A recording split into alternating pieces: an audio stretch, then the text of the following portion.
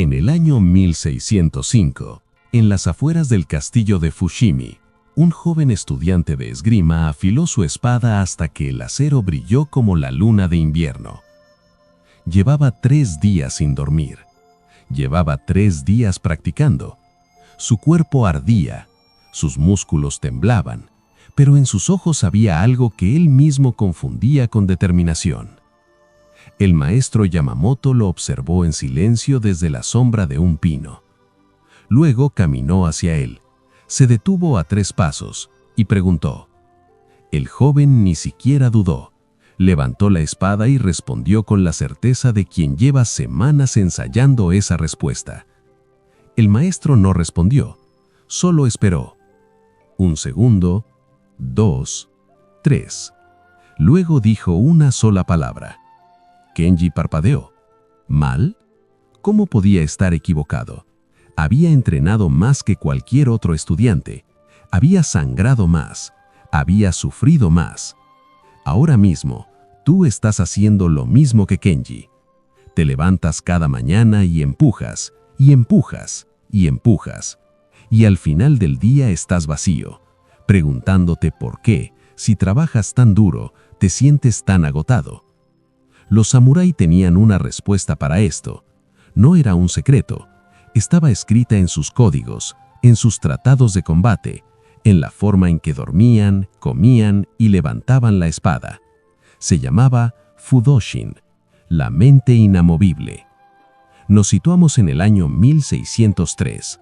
Japón vive el amanecer del período Edo. El shogunato Tokugawa acaba de consolidar el poder, y el arte de la guerra ya no se practica en los campos de batalla, sino en los dojos. En uno de esos dojos, en la ciudad de Kioto, vive Kenji Saito, 18 años, el estudiante más veloz de su generación.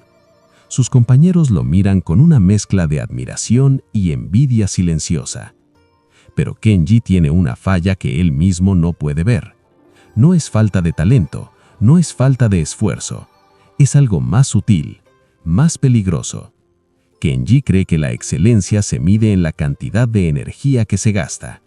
Para él, el agotamiento es la prueba del mérito. Si no duele, no cuenta.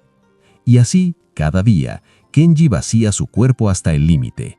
Se queda el último en el dojo. Entrena cuando los demás descansan.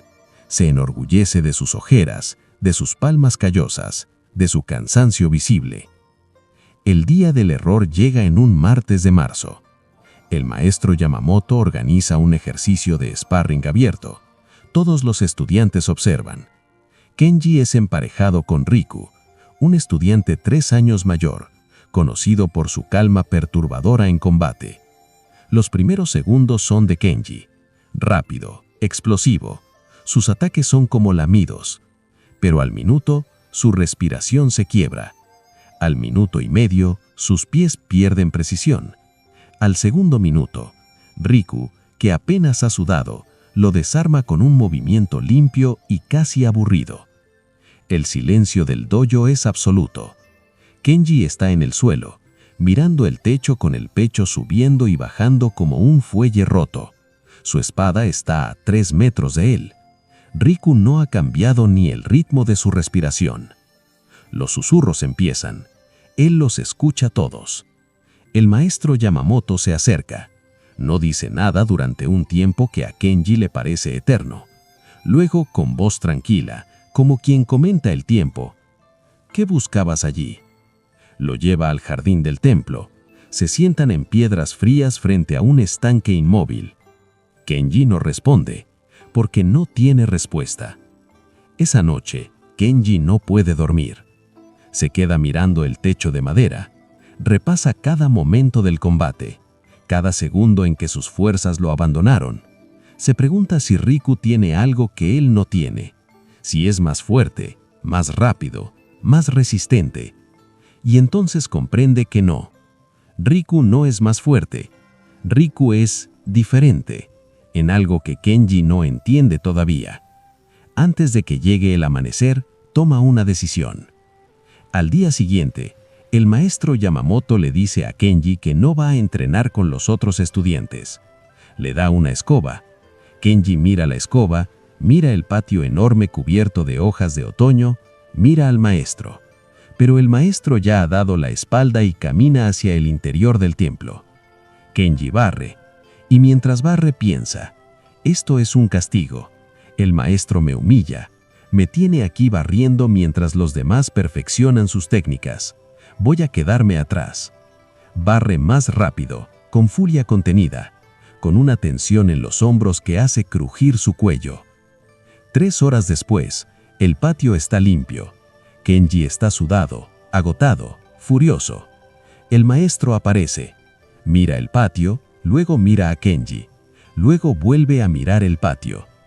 Kenji mira. El patio está tan limpio como cuando empezó el día, pero hay 5, 6 hojas nuevas caídas del árbol mientras él barría. El maestro se sienta en el borde de la piedra y señala el árbol que sigue soltando hojas. Hace una pausa. Recoge una de las hojas del suelo.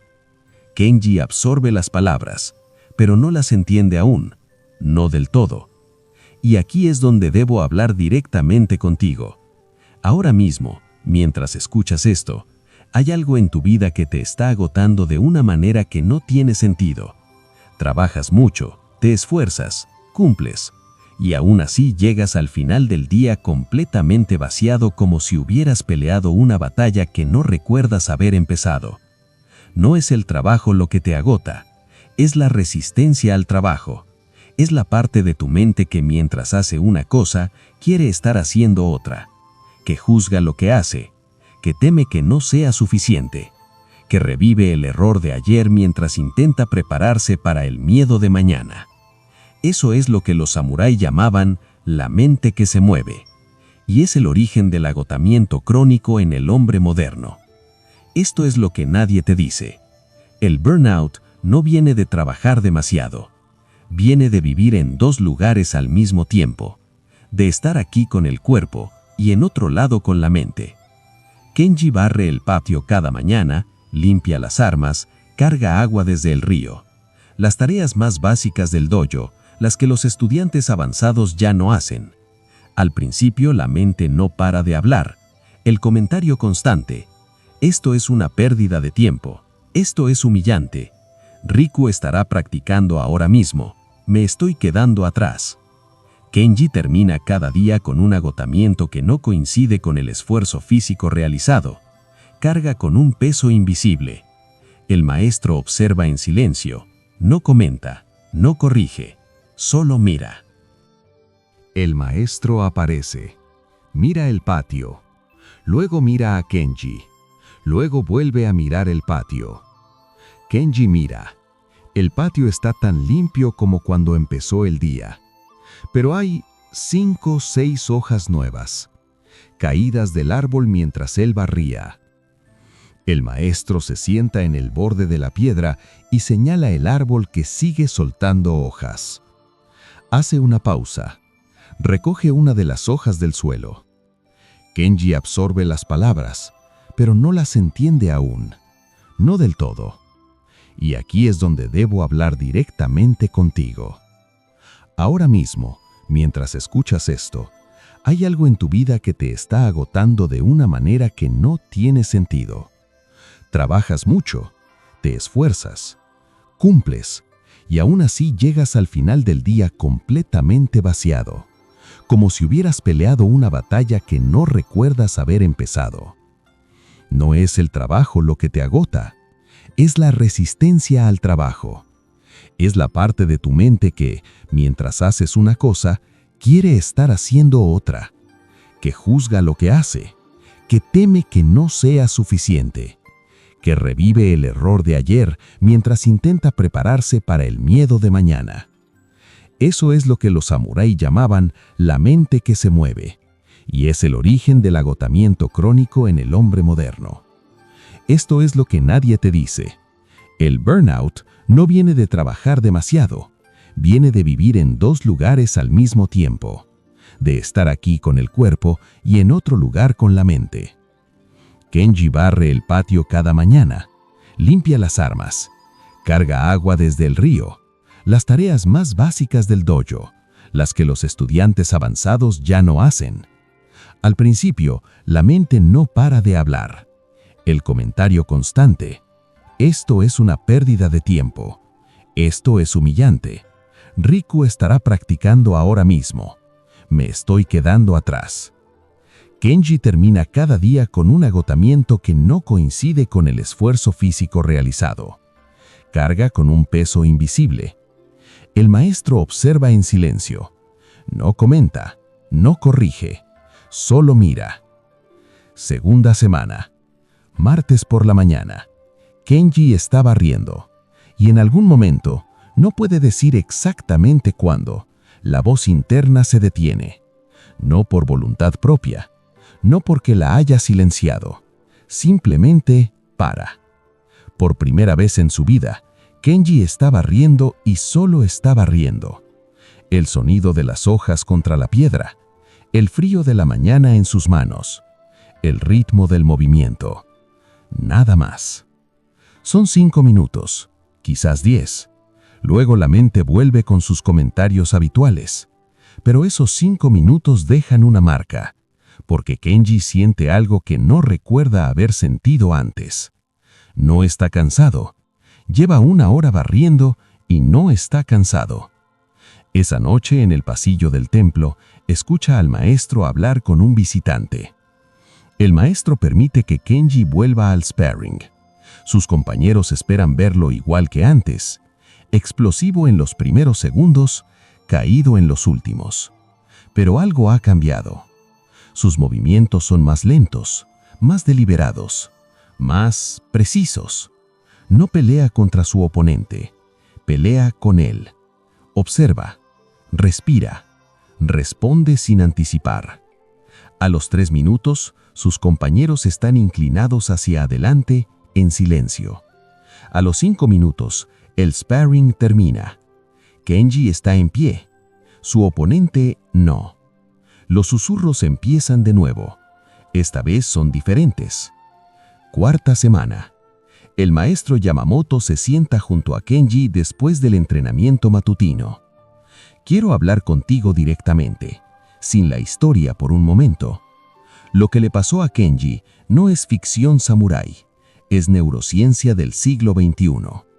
Cuando tu mente está en conflicto consigo misma, cuando haces una cosa y piensas en otra, tu sistema nervioso autónomo activa lo que los neurocientíficos llaman respuesta de amenaza difusa. No es el miedo agudo de una crisis, es una alarma de fondo, constante, que nunca se apaga. Tu cortisol sube, tu atención se fragmenta, tu sistema inmune trabaja menos eficientemente. Y al final del día, aunque no hayas corrido un maratón ni levantado pesas durante horas, estás agotado como si lo hubieras hecho. Lo que los samuráis llamaban la mente que se mueve es exactamente lo que la psicología moderna llama rumiación cognitiva.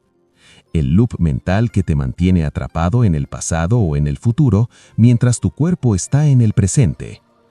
Miyamoto Musashi, el espadachín más legendario de la historia de Japón, lo describió así en El libro de los 5 anillos. Todas las batallas son ganadas antes de entrar en el campo de batalla. Musashi nunca perdió un duelo en su vida. Peleó más de 60 combates a vida o muerte. Y la clave no era su velocidad, era que nunca desperdiciaba energía en ningún lugar que no fuera exactamente donde su espada estaba en ese momento. Takuan Sojo, el monje zen que entrenó a los maestros de espada más grandes del Japón feudal, escribió en La espada inmovilizadora: si tu mente se queda atrapada, será conquista por el oponente. Si dejas que la mente fluya libremente, como el agua a través de un río, será una mente que está siempre presente y nunca atrapada en nada. Esto parece una contradicción con Fudoshin, la mente inmovilizada, pero no lo es. Fudoshin no significa que la mente se quede quieta en un punto fijo. Significa que la mente no se engancha, que fluye sin resistencia, que puede estar plenamente en el combate sin quedar atrapada en ningún golpe, en ningún miedo, en ningún recuerdo. Así que, si te sientes agotado, aunque no hayas trabajado tanto, recuerda que la agotación no viene de cargar una gran carga física, sino de llevar una carga mental que no está centrada en el presente. Aprender a barrer, a dejar que la mente fluya libremente, es una habilidad, y solo tú puedes decidir si quieres aprenderla. Recuerda suscribirte y darle like al video, si te ha gustado, y dejar un comentario contándome qué tipo de experiencias tienes con la mente. Hasta la próxima. Marco Aurelio, el emperador estoico que gobernó Roma mientras dirigía guerras en el norte, lo expresó desde el otro lado del mundo y de la historia. ¿Lo ves? No fue solo Japón, fue Roma, fue Grecia, fue cada tradición de guerreros que duró más de una generación. El principio es universal. El hombre que aprende a estar completamente donde está, consume menos, produce más y resiste mejor. ¿Qué significa esto en tu vida concreta? Significa que el problema no es que tengas demasiado que hacer, es que haces cada cosa mientras piensas en las otras cosas que tienes que hacer. Que tu mente vive entre 3 conversaciones, 2 proyectos y el miedo a no ser suficiente, todo al mismo tiempo. Eso es lo que te destruye, no el trabajo, la fricción interna. No la carga, la resistencia a la carga. Ahora que entiendes la ciencia, veamos qué le pasó a Kenji cuando el mundo real llegó a probarlo. 3 meses después de aquella mañana con la escoba, llegó al dojo un visitante. Se llamaba Daisuke, 25 años, hijo de un samurái de alto rango. Había viajado desde Osaka con una sola intención: demostrar la superioridad de la escuela de esgrima frente a la del maestro Yamamoto. Riku fue el primero en pelear contra él. Duró 4 minutos. Daisuke era bueno, muy bueno. Otros 2 estudiantes, mismos resultados. El maestro Yamamoto miró a Kenji. Daisuke observó al joven que se levantaba. Sonrió con un tipo de cortesía que en realidad era desprecio. Comenzó el combate. El viejo Kenji hubiera empezado con todo: explosión de energía, velocidad máxima, todo en los primeros segundos. El nuevo Kenji no se movió. Daisuke atacó. Un golpe limpio, técnico, poderoso. Kenji lo desvió con el mínimo movimiento necesario. Nada más, sin contraataque, sin reacción visible. Daisuke atacó de nuevo. Kenji siguió el movimiento como el agua sigue el cauce de un río. Pasó 1 minuto. Daisuke estaba frustrado.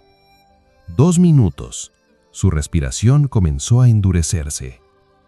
3 minutos. Estaba empleando el doble de energía que Kenji.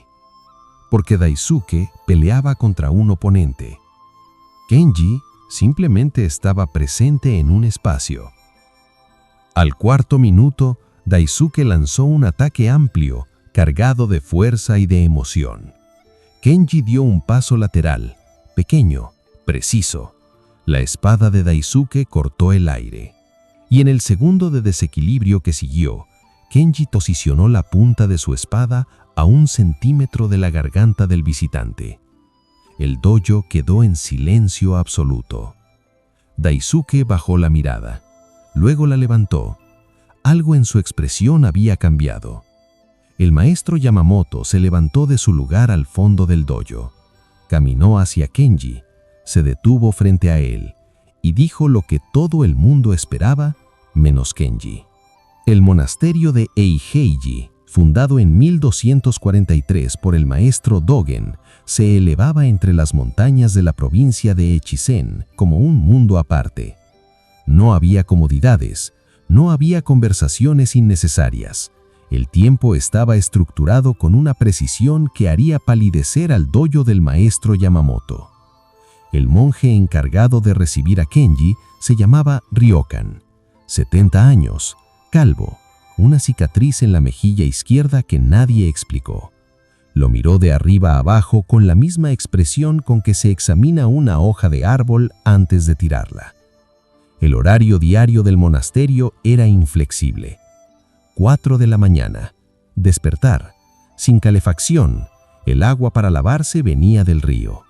4:30 a la mañana, meditación sentada. 1 hora, en silencio completo. A las 5:30, trabajo manual. Cocina, limpieza, reparación de estructuras, cultivo. A las 9 de la mañana, estudio de textos, sin espada, sin movimiento. A las 12 del mediodía, comida en silencio, cada bocado deliberado. A la 1 de la tarde, descanso permitido. Kenji tardó 2 semanas en aprender a descansar sin sentir que perdía el tiempo. A las 2 de la tarde, meditación en movimiento, caminata lenta, controlada en el jardín. A las 16 de la tarde, entrenamiento físico, solo, sin espada. A las 19 de la noche, meditación final, 1 hora. A las 20 de la noche, silencio total hasta el amanecer. Las primeras semanas fueron, en palabras del propio Kenji, un infierno sin fuego. No era el frío, no era la hambre, era el silencio. El silencio que dejaba escuchar la mente, y la mente de Kenji sin el ruido exterior empezó a gritar. Dudas, recuerdos, miedos que creía enterrados. La voz que le decía que estaba perdiendo el tiempo, que mientras él meditaba en una montaña, otros avanzaban. El monje Ryokan lo observaba sin intervenir, hasta que una noche, en el cuarto de semana, Kenji se levantó de la meditación antes de tiempo. Algo en esa frase entró diferente, no como concepto, como experiencia. Kenji volvió a sentarse, y esta vez, en lugar de luchar contra los pensamientos, los observó, como nubes que pasan, como hojas en el agua. En la semana 7, el monje le encargó una misión. En el valle, un pueblo pequeño tenía un conflicto entre 2 familias que había escalado a amenazas de violencia. Kenji debía ir solo. El viejo Kenji hubiera llegado con soluciones, con argumentos, con la certeza de quien cree que saber más es suficiente. El nuevo Kenji llegó y escuchó. Escuchó a una familia, escuchó a la otra, escuchó el silencio entre sus palabras y al final hizo una sola pregunta a ambas partes. Nadie le había preguntado eso antes. La pregunta abrió algo. Kenji pasó 3 días en ese pueblo. Al cuarto, las 2 familias compartían una comida. Cuando volvió al monasterio, el monje Ryokan lo recibió con algo que nunca había mostrado antes, una inclinación leve de cabeza. El camino de regreso a Kioto cruzaba el paso de Hakone, un sendero estrecho entre las montañas, conocido por los viajeros por una sola razón: los bandidos. Kenji viajaba solo, sin compañeros, con su espada al cinto y el recuerdo de 90 días de silencio aún fresco en su cuerpo. A mitad del paso, 3 hombres bloquearon el camino. El que lideraba se llamaba Goro, grande, cicatrices en los brazos, ojos que habían visto demasiadas cosas y habían decidido no importarles ninguna. El viejo Kenji hubiera desenvainado, hubiera dejado que el miedo se convirtiera en violencia. El nuevo Kenji no se movió, no por cobardía, por algo completamente distinto. Miró a Goro, no a su espada, no a sus cicatrices, a sus ojos. Goro frunció el ceño. No era la respuesta que esperaba. Los 2 hombres de atrás se miraron entre sí. Goro avanzó un paso, la mano en la empuñadura de su espada. Kenji asintió lentamente. Goro no respondió, pero no desenvainó. El viento del paso movió las ramas de los pinos. Goro miró a sus hombres, luego miró a Kenji, luego miró sus propias manos. Goro dio un paso atrás, luego otro. No dijo nada más. Los 3 hombres se retiraron al lado del camino y dejaron pasar a Kenji. Kenji no volvió la vista atrás. Caminó con el mismo paso con el que había cruzado el jardín del monasterio, con el mismo paso con el que había barrido el patio del dojo. Completamente presente, completamente en calma, completamente en pie. Cuando llegó al dojo, era tarde. El maestro Yamamoto estaba en el jardín, solo, mirando el estanque inmóvil. Kenji se sentó junto a él. Le contó lo del bandido, lo que dijo, lo que hizo, lo que no hizo. El maestro escuchó sin interrumpir. Luego, cuando Kenji terminó, dijo: «El dojo ya no es el mismo. Tiene nuevos estudiantes, un jardín más amplio, y un maestro joven que ha reemplazado al maestro Yamamoto, que ahora descansa en el monasterio de las montañas. Ese maestro joven se llama Kenji Saito, 38 años. Pocas palabras, mirada tranquila, una cicatriz en la mano derecha que los estudiantes no se atreven a preguntar de dónde viene. Una mañana de primavera, llega un nuevo estudiante. 17 años, ojos brillantes, el más veloz de su generación, le dicen. Y con esa velocidad, la certeza de quien cree que la excelencia se mide en cuánta energía se gasta. Kenji lo observa durante el primer día. Lo ve entrenar hasta caerse. Lo ve quedarse el último. Lo ve enorgullecerse de su agotamiento. Al día siguiente, Kenji le da una escoba. El estudiante mira la escoba, mira el patio enorme cubierto de hojas de primavera, mira al maestro. Pero el maestro ya ha dado la espalda. 3 horas después, el estudiante está sudado, frustrado, y con el patio medianamente limpio. Se acerca a Kenji. Kenji mira al joven durante un momento largo. Luego mira el patio. Luego dice: «El patio está vacío». El estudiante no lo entiende. Todavía. Pero Kenji sí lo sabe. Él tampoco lo entendió al principio. Y esa es exactamente la razón por la que funciona. Fudoshin, la mente inamovible. No es la mente que no siente. Es la mente que siente todo y no es arrastrada por nada. No el guerrero sin emociones. El guerrero que habita sus emociones sin ser habitado por ellas. No la ausencia de tormenta. La presencia de un centro que la tormenta no puede alcanzar. Eso fue lo que los samuráis sabían.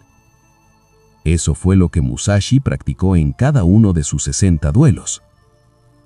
Eso fue lo que el maestro Yamamoto le enseñó a Kenji con una escoba y un patio lleno de hojas. Y eso es lo que tú puedes empezar a practicar hoy. No en un dojo. No en una montaña. En la próxima tarea que tengas frente a ti. Completamente presente en ella, sin el ruido de todo lo demás.